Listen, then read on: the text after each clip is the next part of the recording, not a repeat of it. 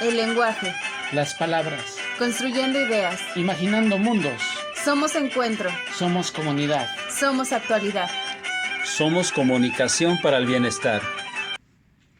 Hola, ¿qué tal? ¿Cómo están, amigos? Es un gusto estar una semana más compartiendo con ustedes. Bueno, hoy es Domingo de Ramos y para las comunidades cristianas hoy damos inicio a lo que se conoce como Semana Santa. Pero antes de ingresar en el tema voy a presentar a mis amigos y compañeros de Comunicación para el Bienestar. Ustedes ya los conocen, Eduardo Carrasco. Saludos, gusto estar con ustedes. Y José Luis Flores Torres. Saludos. Bueno, como les comentaba al inicio, hoy vamos a hablar no precisamente o no en particular de la Semana Santa, pero sí trataremos de abordar todo el simbolismo que engloba esta festividad o esta cosmovisión, ¿no? Y empezaría con una pregunta, Eduardo. ¿Hay una necesidad humana real sobre darle un sentido metafísico, místico a la vida? Híjole. Tengo la impresión de que la humanidad, la persona, cuando cobra sentido de su contingencia, dicen los filósofos, se enfrenta a retos que tienen que ver con su fragilidad, con su mortalidad. Se reconoce como un ser temporal,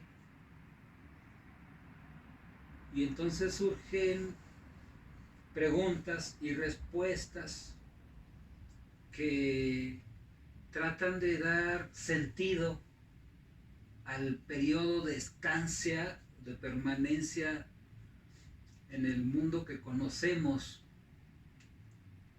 Todo parece indicar que hay como que dos grandes motivaciones: el temor ante la desaparición personal o de algún ser querido, A la muerte en particular. a la muerte, o bien está ante eso la necesidad de trascender este brevísimo periodo en el que existimos, darle un sentido pues a la vida, ¿no?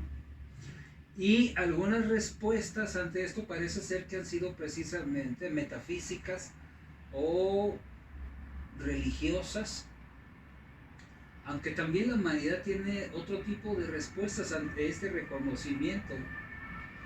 Antes de entrar a cuadro platicábamos que en algunos casos hasta la ciencia puede resolver esta idea de contingencia, este reconocimiento de la fragilidad humana. Creo que son dos grandes maneras de responder ante lo efímero de la vida, ¿no? Decía Milán Kundera, ante la insoportable levedad del ser. Pues tendría que ver esta necesidad de darle un sentido metafísico a la vida, como dice Eduardo, por este carácter de contingencia, de mortalidad, como dice Heidegger, ¿no? Encontrar esa inmortalidad, o tendría más que ver con darle una explicación a aquellos fenómenos naturales o aquellos fenómenos que en un estado primitivo se nos escapaban de las manos. Y sí, y aquí la pregunta es ¿por qué conceptualizar al hombre desde la fragilidad? Es decir, al temor y a la trascendencia, yo creo que había que agregarle otros elementos. Me parece que no serían los únicos que estarían ligados a esa necesidad, si es que existiera, por la religión o por creer en alguien, etc. La búsqueda del conocimiento puede ser, ¿no? Hace rato decías, incluso la ciencia puede ser como otra opción. Yo diría que no es poca cosa, ¿no? Es decir, pensemos un poquito en el hombre de las cavernas, ¿no? Y en la gama de preguntas que tenía frente a sí. tenía la naturaleza frente a sí, tenía fenómenos naturales, la lluvia, la muerte, etcétera. Es decir, ¿por qué entenderlo en términos de fragilidad? Sí, yo más bien veo la grandeza en el hombre al tratar de buscar respuestas a preguntas importantes, creo yo. Como puede ser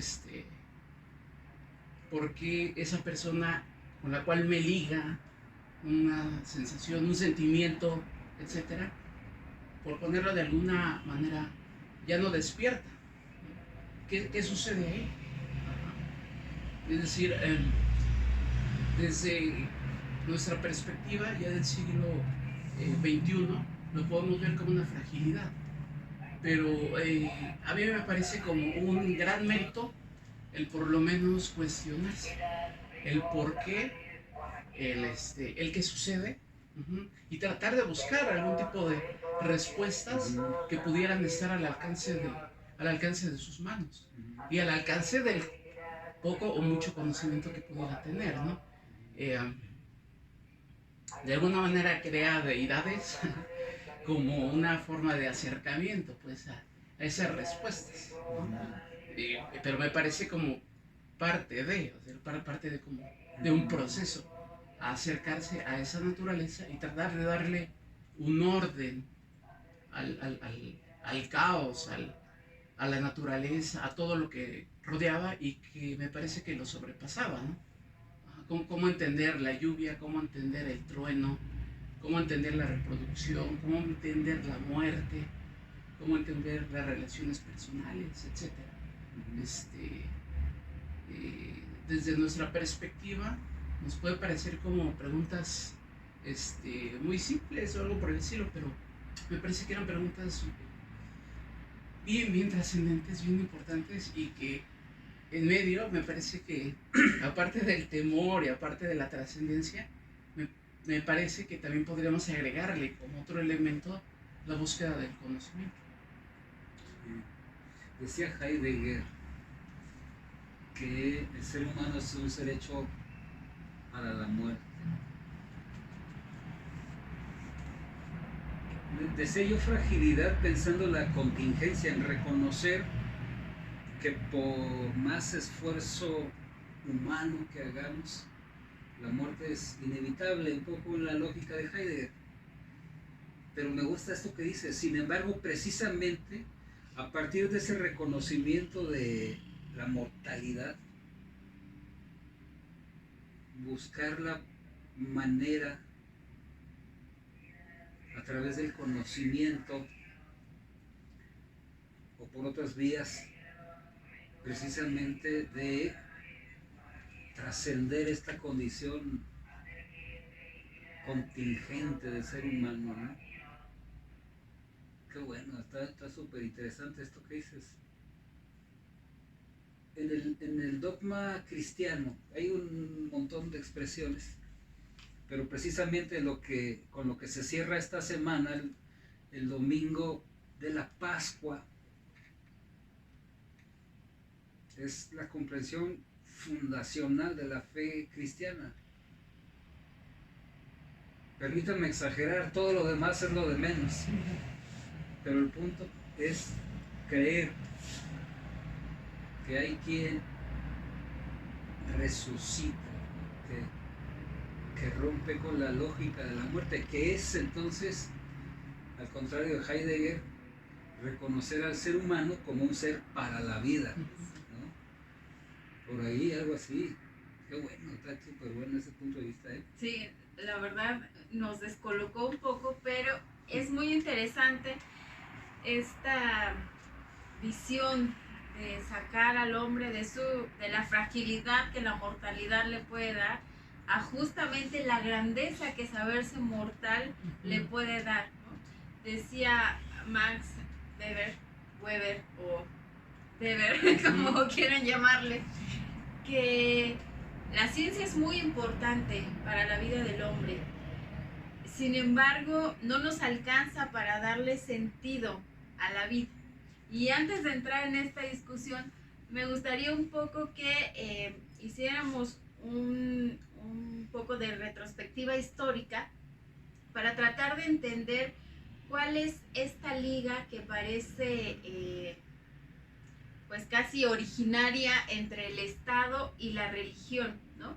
Como al parecer primitivamente hay como esta necesidad de la búsqueda mística por dar sentido a la vida, pero también a los fenómenos naturales, pero con la aparición de los estados, y estamos hablando acá de diferentes culturas, las culturas prehispánicas, los egipcios, los griegos, parece que con el surgimiento de estos estados también se reconoce a esta, digamos, acción comunitaria del misticismo, una herramienta que puede servir de control político, que ayuda a legitimar a los gobernantes con esta representación divina y encargo divino de guiar los destinos de su pueblo. Sería así en que el Estado nace a la par de la institucionalidad religiosa, que incluso el Estado puede auspiciar esta institucionalidad religiosa para convertirlo en un instrumento de poder. Pensando más bien, quizás desde la sociología, estas primitivas comunidades que se van organizando, que van conociendo a lo mejor la necesidad de colaborar para tener mejores resultados y poder superar las adversidades del mundo natural que habitan. Podríamos pensar entonces en cómo la posibilidad de construir comunidad, además de satisfacer las necesidades inmediatas, personales, vitales, les permite crecer numéricamente. Esto implica, desde luego, también más manos colaborativas en los proyectos comunitarios, pero también más necesidad de recursos. Y entonces pareciera inevitable la necesidad de una coordinación, de un liderazgo, de alguien que oriente estos esfuerzos, ¿no? Y bueno, todo parece indicar que prácticamente en todas las culturas la primera respuesta, más o menos, digamos, civilizada, por llamarla de alguna manera, pues viene a ser un poco la monarquía, ¿no? Y pasa en el mundo prehispánico, pasa en el Israel del Antiguo Testamento, pasa en Egipto, como mencionas. Esta idea de que la capacidad organizativa de cuidado, de protección del grupo, para el bienestar del grupo, bueno, pues es un fruto de la gracia de la divinidad, ¿no? Y entonces se reconoce en esta capacidad de liderazgo además una presencia de Dios en este liderazgo protector, bienhechor, benefactor, de bienestar, de estabilidad. Y bueno, con esto surge inevitablemente la necesidad de legislar, ¿no? De establecer un orden comunitario ahí que cada vez es más numeroso, más creciente, ¿no? Y yo creo que en medio tendríamos que poner algunos otros procesos, como puede ser el sedentarismo, es decir, cuando las culturas empiezan a descubrir elementos como la agricultura y empiezan a generar, aparte de una cultura, una civilización y formas de organización. Entonces, de alguna manera las religiones empiezan como a institucionalizarse, se vuelven ya instituciones muy, muy formales, algunas muy poderosas e incluso longevas, como podemos ver en Egipto, ¿no? más allá del gobierno, yo hablaría como del poder, es decir, la iglesia ya como institución, como un vehículo que sirve a los gobiernos, a los reinos, y los reinos que se apoyan en las iglesias para la consecución del poder, una capacidad que rebasa, me parece, que el gobierno, es decir, poder entendiéndole como capacidad de actuar, como capacidad de incidir, más allá de la mera gobernanza, por así decirlo, de incidir en sus formas de pensar, incluso, etcétera. Más primitivamente creo hay una teocracia, no es que haya un poder civil y un poder religioso separados, son una y la misma cosa, ¿no?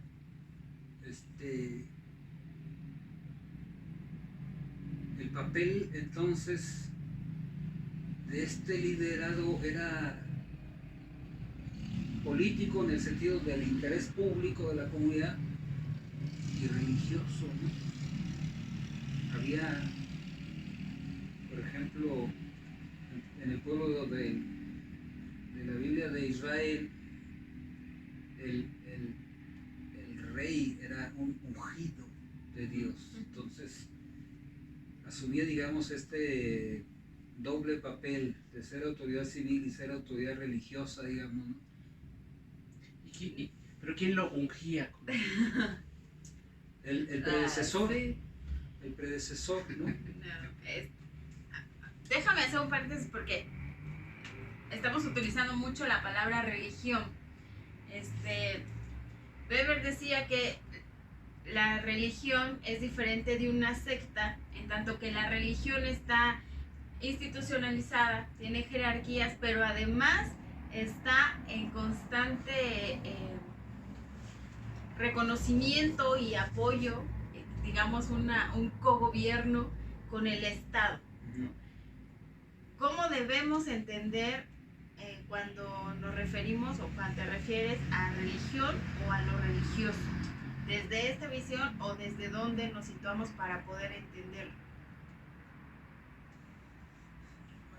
A ver, antes de la sistematización, hay las comunidades más primitivas, no es que hubiera una u otra o cualquiera religión, había una comprensión de que se habitaba en un entorno netamente religioso, y conforme se va sistematizando la comprensión, se va estableciendo, institucionalizando lo que hoy comprendemos como religión, ¿no? Originalmente una idea de religar el entorno natural y mi participación en este entorno, no es que hubiera opciones, uno nacía en un sistema religioso dado, el trabajo, las relaciones interpersonales, la vida propia, obedecía a esta voluntad misteriosa, según se entendía.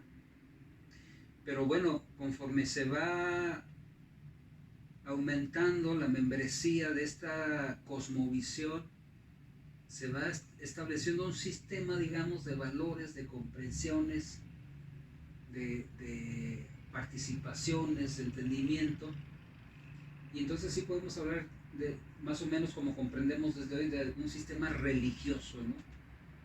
¿Qué hacemos aquí? ¿Por qué estamos aquí? ¿Cuál es nuestra participación? ¿Cuál es la voluntad de Dios en este entorno? ¿Cómo nosotros podemos participar de esta voluntad de Dios?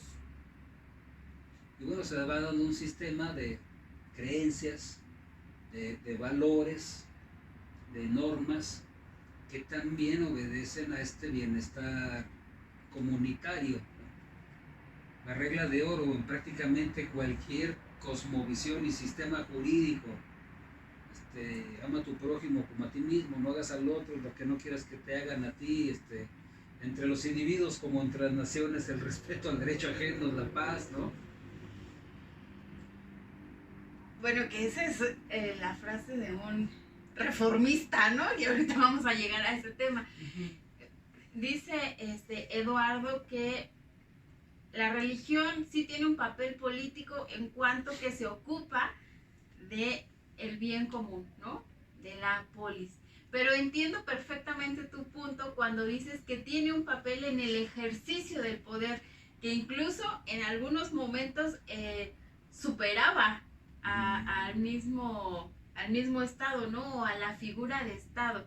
Entonces, estos estados teocráticos, estos estados religiosos que parecen nacer de naturaleza juntos, en este ejercicio del poder se vuelve incómoda la parte religiosa para el Estado y entonces caemos en estos grandes mitos como el que acaba de hacer referencia Eduardo de el Estado laico. Es que hasta ahorita creo que de lo que hemos hablado son de cuestiones humanas, ¿no? Es decir, hasta ahorita no ubico lo divino, pues. Ajá. Es decir, la gobernanza, el poder, el asegurar el bienestar, lo que te preguntaba hace ratito, es decir, el emperador, el príncipe, el rey, ungido por Dios. Y te decía, ¿ungido por Dios? Dices, no, ungido más bien por... Bueno, estamos hablando de construcciones sociales, ¿no? Sí. No, creo que no hemos pasado de ahí, de entender a la religión como una construcción social, entender a la fe a la par de la búsqueda del conocimiento, ¿sí? Es decir, no hemos trascendido de entender a la religión, de entender a la fe, o incluso de entender a Dios como una construcción social, como una construcción humana, que ha tomado diversas modalidades, características, ha sido utilizada, etcétera, ¿no? Para conseguir fines que vayan, como tú bien comentas, en la búsqueda del bienestar, pero muchas veces no. Sí. Entonces creo que no hemos pasado justamente de entender a la religión, a la fe e incluso la figura de Dios, como tú lo comentabas, que no es Dios, sino el antiguo gobernante. O algún allegado. Sí, es que esta parte, cuando se comparte una cosmovisión y se sistematiza, bueno, bien, se institucionaliza, y entonces ahí esta correlación entre el ejercicio del poder público, digamos, el poder político, pues es un puro constructo humano. Aquí el detalle es que aquellas preguntas fundamentales del primitivo que mencionábamos acerca de la contingencia y la trascendencia se van desplazando, o se establece una economía, digamos, de la salvación. O sea, si tú cumples con estos requisitos a la hora de la institucionalización, entonces tienes más probabilidades o menos probabilidades de la trascendencia plena, de superar tu propia contingencia, etc. Y bueno, o sea, en ese sistema de valores hay algunas cosas que verdaderamente dan risa, pero esta máxima de oro que parece que permea a toda la cultura, a todas las expresiones culturales, religiosas o metafísicas del mundo, me parece la base fundamental, ¿no? El amor al prójimo, el respeto a la otredad, en fin, el reconocimiento en la otra persona de la mismidad, ¿no? Esos 10 mandamientos, a mí me parece que si lo queremos poner como en esos términos, me parecen como reglas que incluso nos podrían asegurar nuestra supervivencia como especie. Es decir, más que esos 10 mandamientos, más que conectarlos con lo divino, sí, podríamos conectarlo con lo humano, con lo terrenal. Y que entre otras cosas, estos fundamentos nacen en diferentes, digamos, cosmovisiones antes de la institucionalización, digamos, cuando son sectas estos movimientos, cuando hay una acción colectiva que une ciertos intereses, puede ser la supervivencia, el bienestar común, la integración de la comunidad, o sea, cosas que ya tienen que ver más en un asunto de construcción colectiva que con aquella jerarquía institucional de lo político, ¿no? Y que me da a veces la impresión que se vuelve utilitarista, digo, en este mundo mercantilista en el que vivimos también Caprichoso. se vuelve utilitarista, porque entonces es eso, un intercambio incluso con la divinidad, ¿no? Es un Dios al que yo le pido y ya a cambio le tengo que dar algo, y que si me da le respondo, o si no, Pues sí, estamos es muy en caprichoso, este ¿no? mercantilismo de la fe, en este El mercantilismo con negociar. la divinidad, porque pareciera que un Dios que no me da nada, que no interfiere en mi vida, pues entonces carecería de todo sentido de construcción social. Ahí es un punto, pero además cuando hay quien asume, no nada más que Dios me ignora, sino cuando se asume que Dios tiene algo contra mí, Sí, además, imagínate eso, sí. ¿no? Entonces, la religión como institución sería el opio del pueblo. Bueno, ahí ya avanzamos bastantes siglos hasta Marx y justamente nos habla de esa perspectiva como muy utilitarista de la religión y de la fe que hacen la gente de los gobiernos, la gente que tiene el poder, etcétera, como para distraer, como un distractor, ¿no?, de la gente, prometiéndoles paraísos, es decir, prometiéndoles esa pórtate bien, pero más que el pórtate bien por un deber ciudadano, simplemente por una cuestión de civilidad, de ciudadanía, diríamos hoy. Es una cuestión tal vez como muy utilitarista, ¿no? Es decir, pórtate bien y te vas al cielo o algo por el estilo. Y además, si aquí sufres, si aquí eres humilde, si aquí eres, etcétera, pues incluso puedes acceder con mayor facilidad al pues a ese lugar paradisíaco, por así decirlo. Es un poquito, ¿no?, el centro de la idea en Marx, como percibir a la religión como el opio del pueblo, como una droga, como un distractor, por así decirlo, como ir creándote una conciencia falsa, ¿no?, de la realidad. Sí. Fíjate que un poquito de tradición, ¿no? Regreso al decálogo, como se conocen los 10 mandamientos, que por cierto es apenas un resumen. Hay cientos de mandamientos en el Primer Testamento, y en alguna oportunidad, según relatan los evangelios, le preguntaron a Jesús cuál era el más importante, y además la pregunta la hace un conocedor, un maestro de la ley, que sabía que había más de 10, que había cientos. Está mejor el resumen de Jesús que el de Moisés. Moisés trae el decálogo del monte Sinaí y Jesús propone 2: amar a Dios y amar al prójimo. Y dice él, ahí se resume toda la ley, sabedor de que había más de 10. Y en este sentido, la crítica de Marx a la religión, no nada más al cristianismo, él es de familia judía, yo creo que sigue siendo vigente. Esta sistematización de religiosidad que propone una economía de la salvación, administra y suministra a discreción lo que considera suficiente y necesario para la salvación, ¿no? Y efectivamente, ahí hay un riesgo de hacer de cualquier sistema religioso el opio del pueblo. Hay que recordar que a la América, a la que hoy conocemos como la América Latina, llega una comprensión conservadora del cristianismo. viene la escuela contrarreformista, viene la visión donde surgió la Santa Inquisición. Hay una óptica y una sistematización religiosa que en el resto del mundo, incluso de la misma Iglesia romana, no se comparte del todo.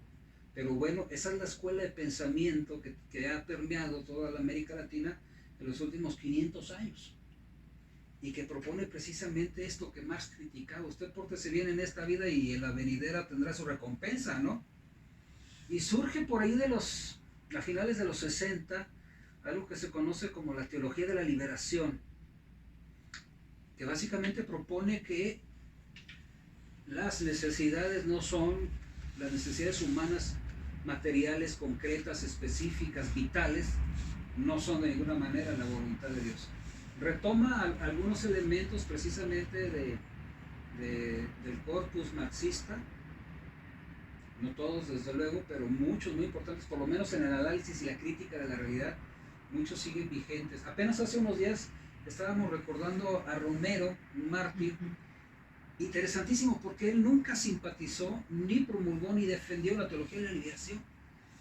En sus años previos a ser arzobispo de El Salvador, él era muy escéptico y tomaba distancia de esta corriente, ¿no?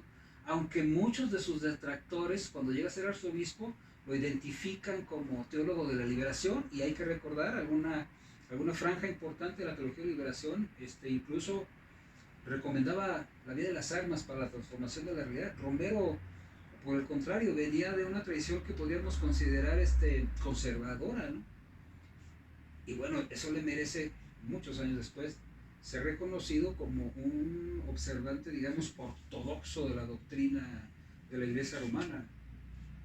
Hay en esta idea de la teología de la liberación, pues escuelas, posturas, algunas más combativas, otras no tanto, que yo creo que tienen que ver con el contexto en el que se dan.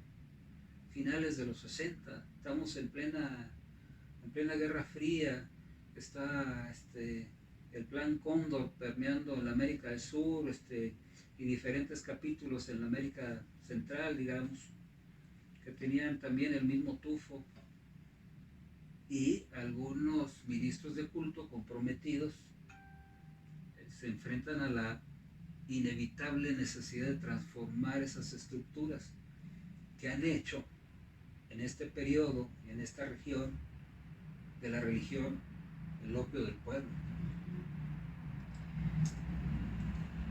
A ver, me llama aquí la atención que ama al prójimo como a ti mismo. Pareciera una máxima moral, ¿no? Quizá más que divina, y que incluso la filosofía en su ética, en su moral, ya lo había planteado desde los griegos, ¿no? Desde antes de Cristo. Y ellos abordaron mucho el tema de la amistad, del prójimo, del amor filial, ¿no? Las virtudes. Filosofía, religión, ciencia, religión, filosofía, ciencia, religión, esoterismo, donde coaching de vida. No, estamos serios, ¿no? Aquí. ¿Es en serio? Sí. ¿Es en serio? Vamos, el horóscopo, la lectura de las cartas, la lectura del café, la lectura de la mano, la lectura del cigarro. ¿Qué podemos llamarles? ¿Pseudo-religiones o algo por el estilo, no? Porque ahorita que hablábamos de ese pasaporte al paraíso, etcétera, que ahorita hablábamos de construcciones sociales, ¿no? Y hablábamos hace ratito justamente de la figura del purgatorio, ¿no? Es decir, como una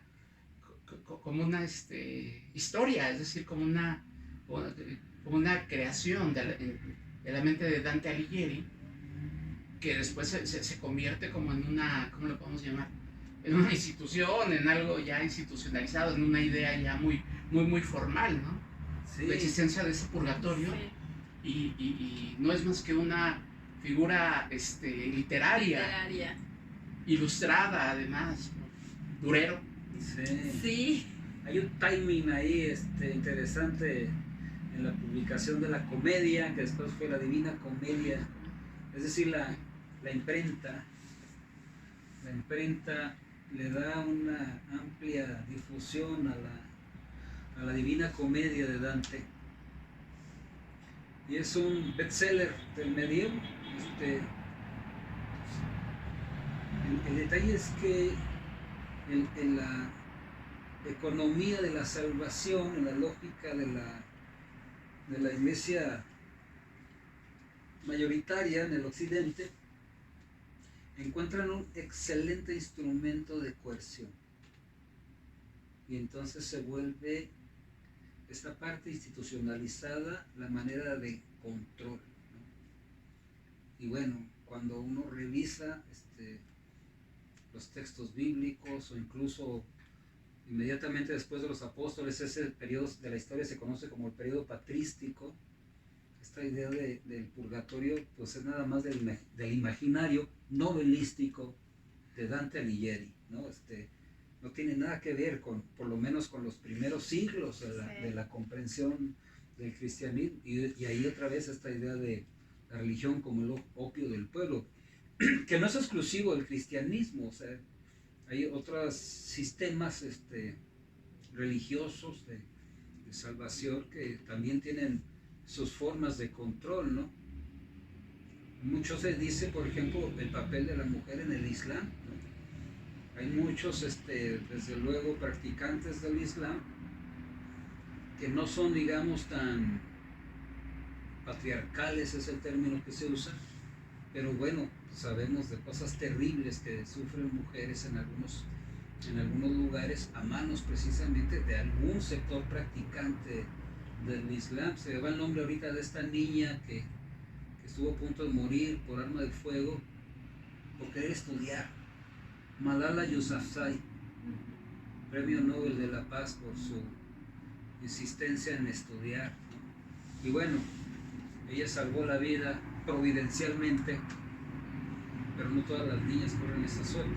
No nada más el Islam, hay un patriarcalismo también muy fuerte en las cosmovisiones abrámicas, digamos, que habría que mencionar.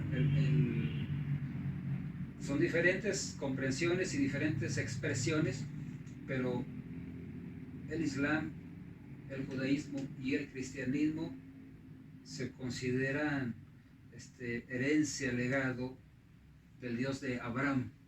Y mira nada más cómo nos llevamos, ¿no? Uh-huh. Ahora sí, muchachos. Entremos un poco al pretexto de este conversatorio, que tendría que ver con la Semana Santa. Pero más allá de digamos, de ser una celebración judio-cristiana, cristiana, quisiera que le entráramos por las prácticas culturales que Uh-huh. podemos observar en el contexto de esta celebración. Bueno, prácticas culturales, entendiéndolas como costumbres, tradiciones, actos, palabras, formas de pensar, incluso con un significado en un contexto específico, ¿no? Y aquí es donde se complica el asunto, ¿no? Porque estamos hablando ahí de por lo menos un mestizaje cultural. Uh-huh. Es decir, no sé si le podemos llamar celebración o esa Semana Santa, bueno, ya en los pueblos latinoamericanos, pues ya cobra características pues, bien particulares, en donde hay elementos, desde luego, provenientes de Europa, provenientes del catolicismo que nos llegó desde España, con con la forma de entender la vida, la realidad de las culturas prehispánicas, ¿no? Y ahí es en donde justamente se complica el asunto, porque ya las celebraciones, por llamarlas de alguna manera, pues ya tienen otro significado, desde luego. Es decir, eh, la Semana Santa, con todo lo que implica, es decir, todos los días previos, desde el carnaval, miércoles de ceniza, etcétera, van teniendo otro significado ya en los pueblos prehispánicos, ¿no? En los pueblos indígenas. Este, hablamos de rituales que tienen que ver con el calendario incluso agrícola, es decir, el carnaval y la celebración de Día de Muertos como un elemento que tiene que ver con la siembra y que tiene que ver con la fertilidad. Y en esas puestas en escena, por llamarlas de alguna manera, pues van mezclados elementos que han sobrevivido de los pueblos originales, de los pueblos prehispánicos, de la manera en la que se celebra en Sonora, por ejemplo, las comunidades, los mayos. En Nayarit, por ejemplo, hay una celebración importantísima, ¿no? de Semana Santa, y además muy interesante, ¿no? Porque va mezclando todos esos elementos que lo vinculan justamente con el calendario agrícola. Y ahorita que hablábamos de Sonora, pues ahí quien representa a Jesucristo, pues es el hombre más viejo de la comunidad, ¿no? Y ya no hablamos de las comunidades huastecas, ¿no? Uh-huh. En donde se le brinda un zacahuil, que es la comida por excelencia de los pueblos huastecos, a la tierra, ¿sí? Es decir, ahí en la tierra como la Coatilicue, como una deidad, por así decirlo. Y si ya nos vamos aquí a la Ciudad de México, también habría que recordar que esta celebración en Iztapalapa, que viene desde el siglo XIX, y eso es bien, bien curioso, ¿no? Porque tiene como origen una epidemia que se dio en la Ciudad de México, en Iztapalapa. Otra epidemia. Exactamente. Y que se ofreció, se les ofrecieron rituales y una celebración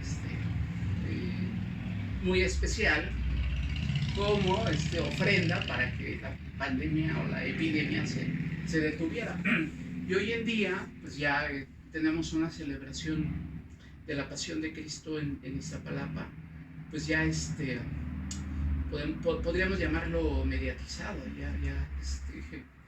ya bastante alejada pues de lo meramente popular, y que ya cobra otras características, ¿no? Más ligado tal vez ya a los forma medios. parte de la industria cultural. Ya forma parte de la industria cultural o creativa, le diría, ¿no? Sí. Fíjate que ahí, en esta comprensión cultural, decías hace rato, y estoy muy de acuerdo, en que es un constructo social, la comprensión religiosa y este ecosistema de la salvación.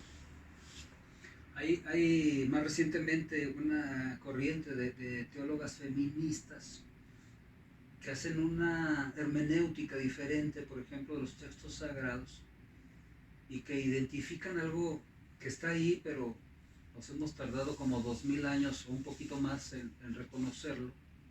Por ejemplo, que la divinidad del judeocristianismo no es masculina, pero bueno, por la traducción de los textos hebreos al español, tiene género masculino. No es diosa, ni es neutro, es masculino, ¿no?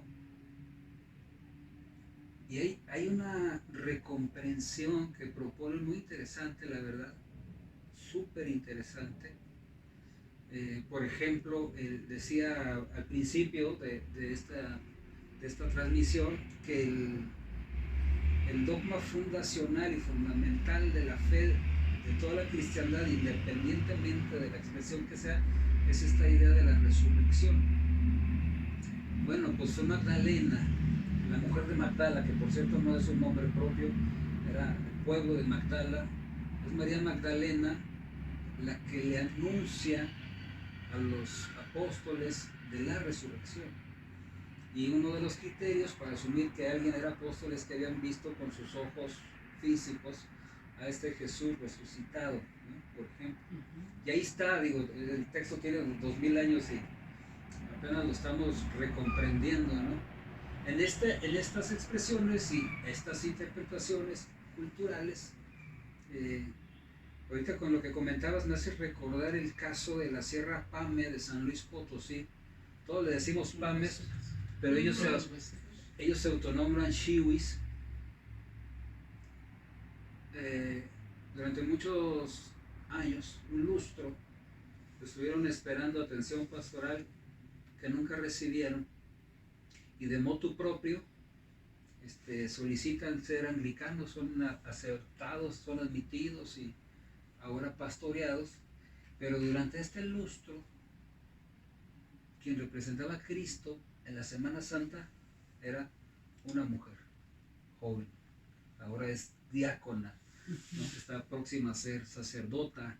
No les gusta mucho a las hermanas, pero según la periodista colombiana es perfectamente correcto para diferenciarlo también del sistema pagano de la sacerdotisa, ¿no? En esta posibilidad de constructo cultural, pareciera que los que necesitamos una actualización acerca de la comprensión de lo divino, pues somos aquellos que aspiramos a comprenderlo, a reflexionarlo, a compartirlo, ¿no?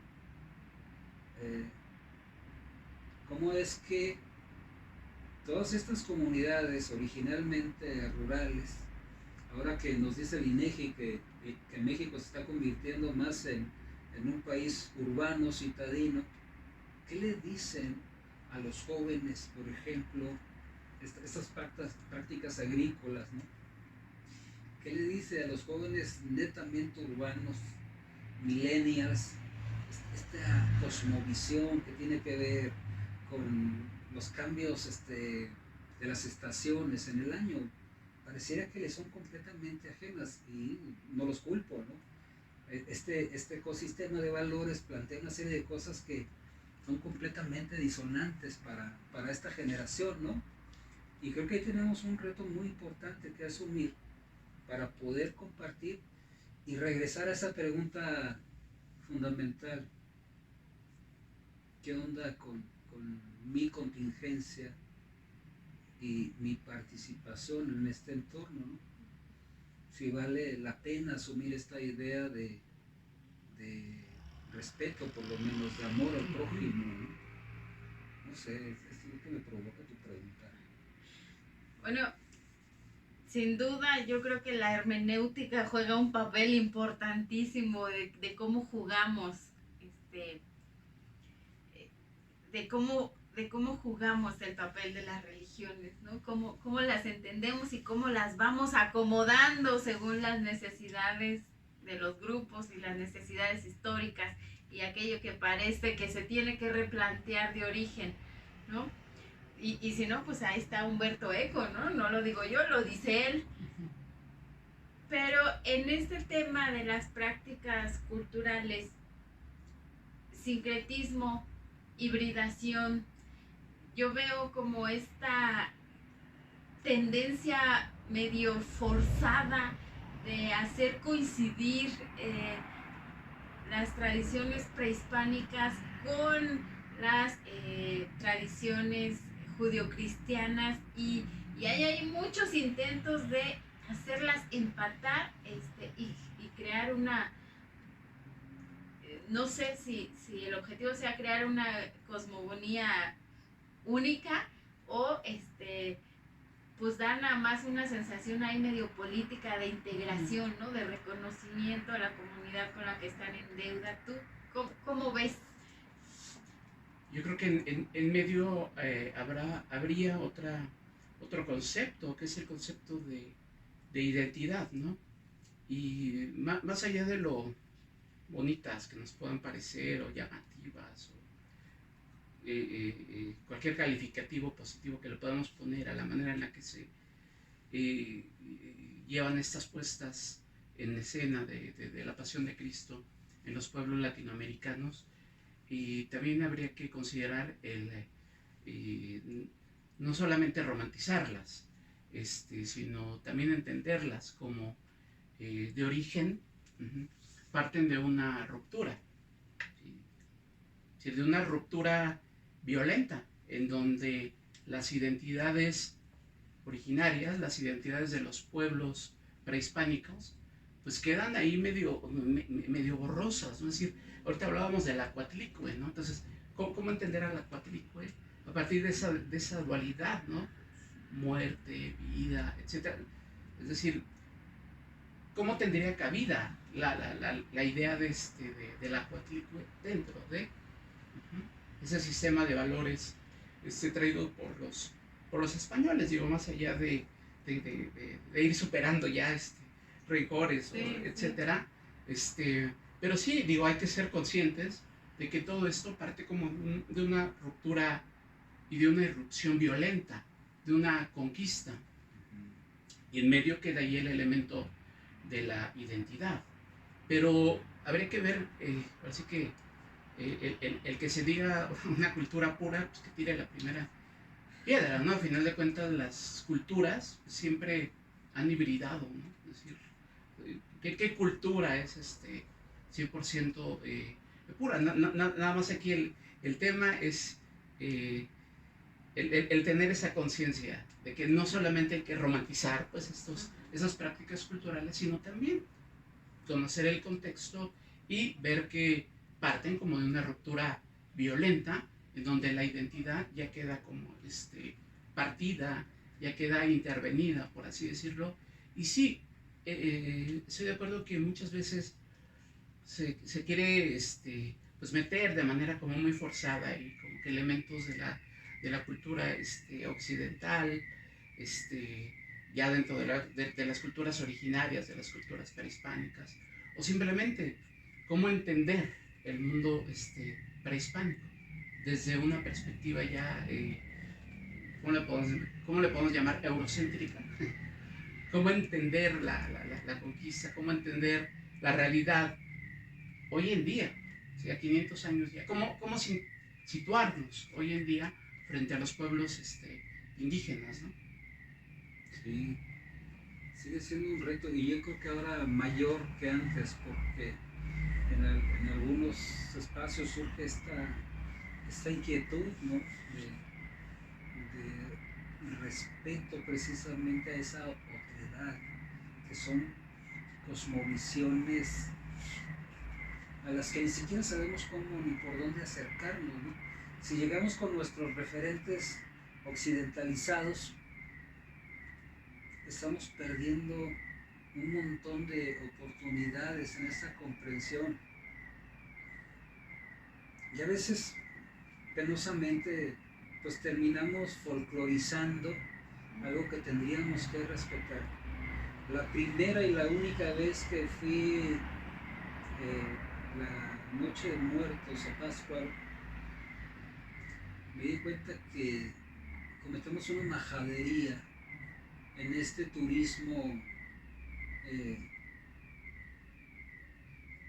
desde una postura hasta que se asume como superior, ¿no? Llegar a folclorizar algo que es un motivo religioso, ritual. La verdad es que me resultaba un atropello. Desde luego que el turismo está agradecido, se ven beneficiados, pero creo que ahí faltaría por lo menos una sensibilización introductoria para poder llegar a apreciar lo que está sucediendo por ahí. Y hay ahorita,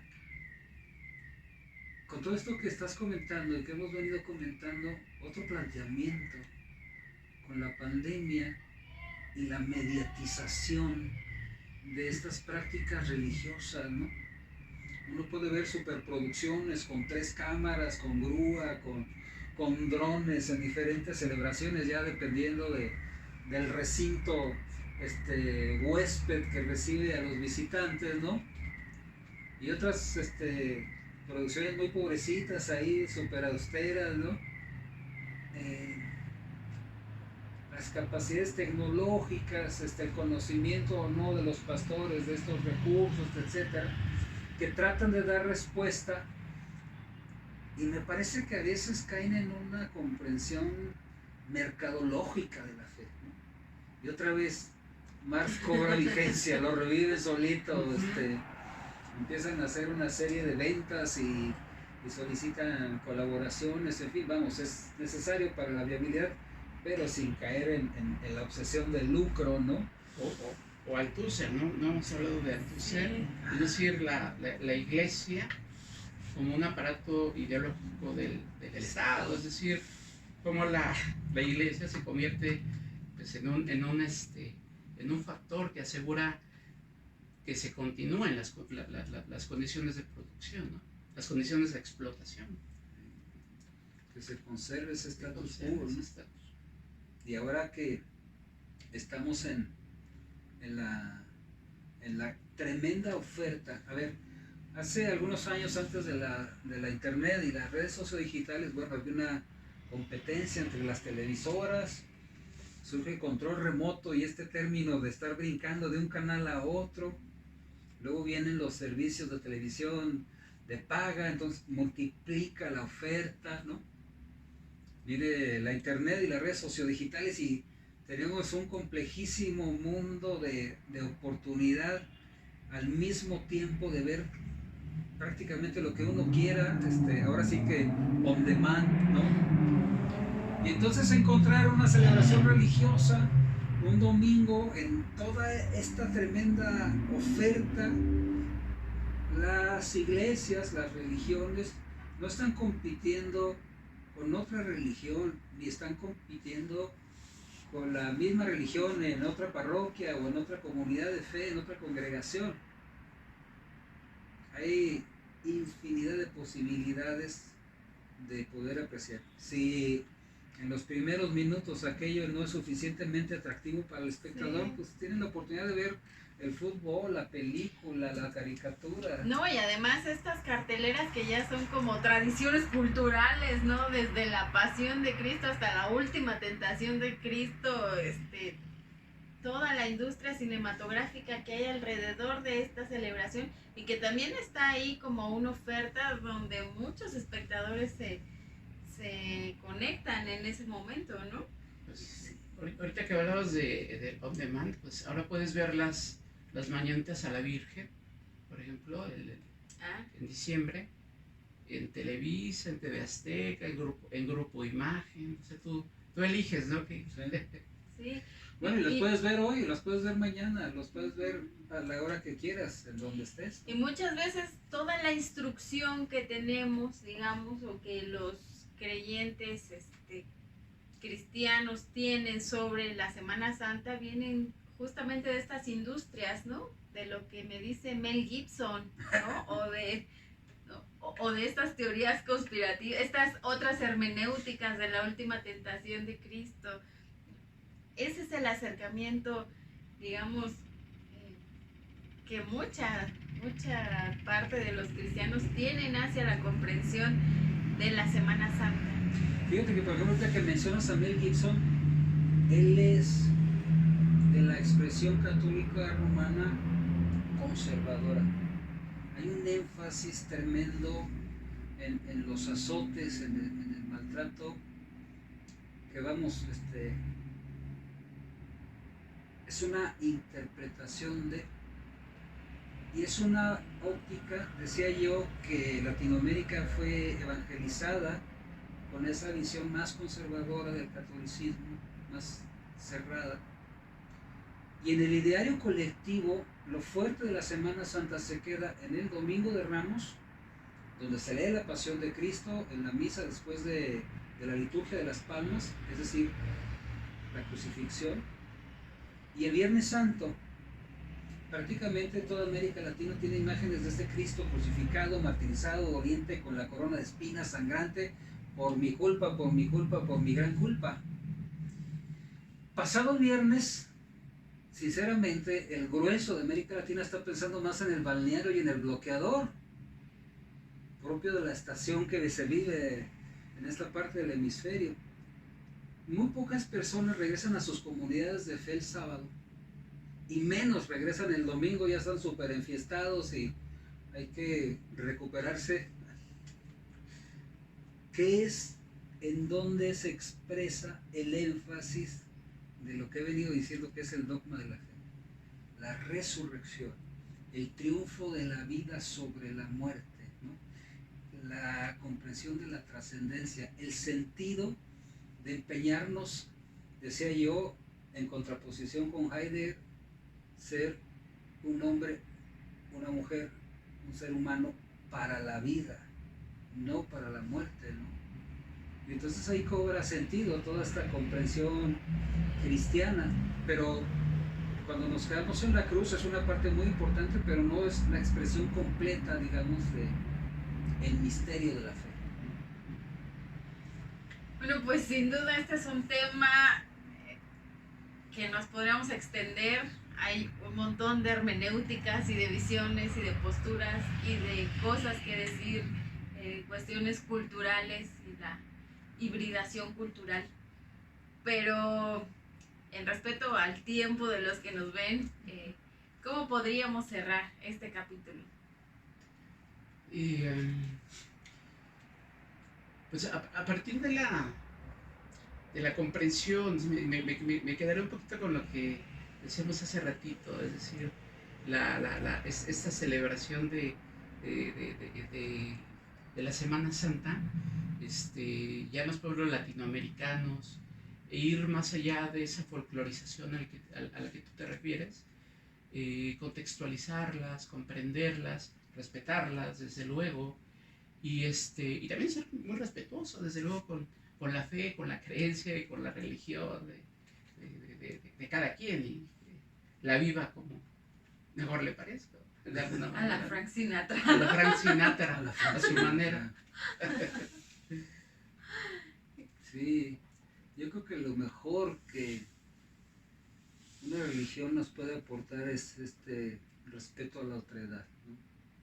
El mismo Islam en el Corán menciona que quien mata a una persona es como si matara a toda la humanidad, y que quien salva a una persona es como si salvara a toda la humanidad, ¿no? La regla de oro ante la contingencia, la regla de oro ante el reconocimiento de la mortalidad humana y poder satisfacernos en este servicio y amor al prójimo. Somos contingentes inevitablemente y lo podemos superar precisamente en el aprecio por la vida.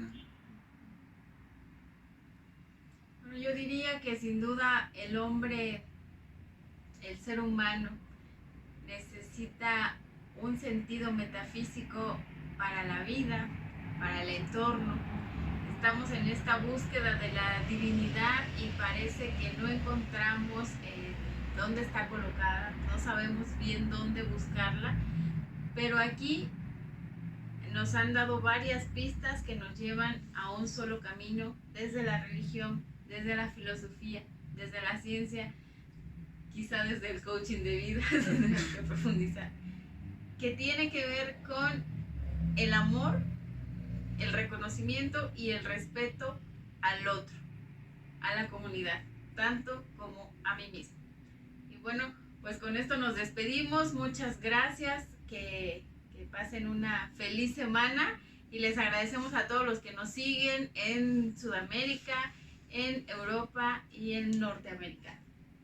Venezuela, Perú, Venezuela, Argentina, Cuba.